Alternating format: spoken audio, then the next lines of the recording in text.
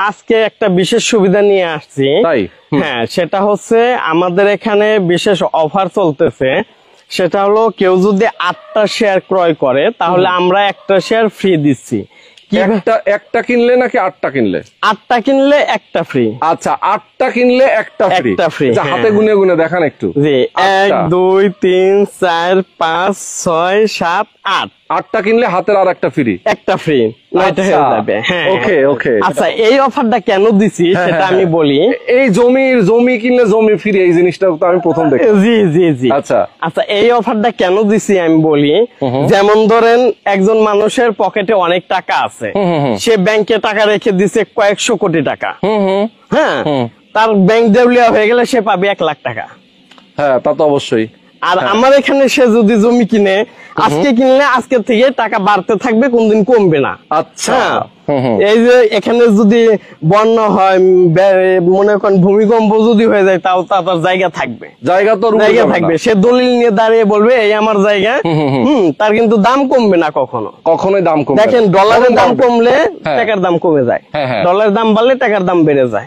আর এখানে জায়গা কিনলে বাড়তেই থাকবে, কমবে না, কমার কোনো সুযোগ নেই। কেন? জমির দাম কখনোই কমে না। হ্যাঁ, আর তার কারণ আছে। এটা হলো আল্লাহর প্রদত্ত একটা জিনিস। যেমন আমার এই শার্টের কারখানা আছে, হ্যাঁ, বাইরের শার্টের কারখানা আছে, কিন্তু জমির কোনো কারখানা নাই। প্রতিনিয়ত মানুষ বাড়তেছে।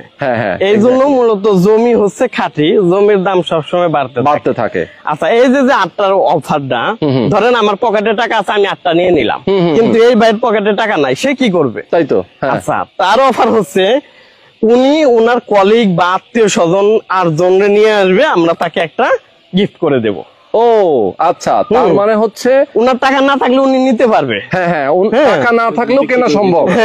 এখানে যদি উনি 8 জন ক্লায়েন্ট নিয়ে আসেন, 8টা ধরেন আমার বন্ধু আছে 10-15 জন, আমি তাদের অফার করলাম, ভাই এখানে জায়গা আছে, ভালো নিয়ে নে।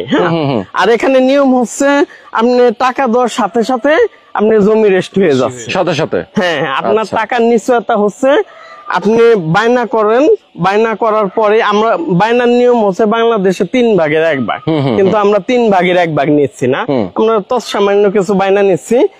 ওনারা এক হাতে আমাদের টাকা দিবে, আর এক হাতে রেস্ট নিবে। বাহ, হ্যাঁ, এভাবে তাহলে হবে কি, ওই যে 8টা করে যে নিবে, ওনাদের কোনো টেনশন থাকলো না যে হ্যাঁ আমার টাকা কই গেল, কি করলো। হ্যাঁ, আর একটা বিষয়, মজার বিষয় হচ্ছে ঢাকা উদ্যান, বছিলা গার্ডেন সিটি, তারপরে হচ্ছে আপনার পূর্বাচল, সেম এরকম আপনার একসময় পানি ছিল। হ্যাঁ, গ্রাহকরা এরকম ঢিল মেরে দেখাইতো ওই যে তোমার জায়গা, সেটাই।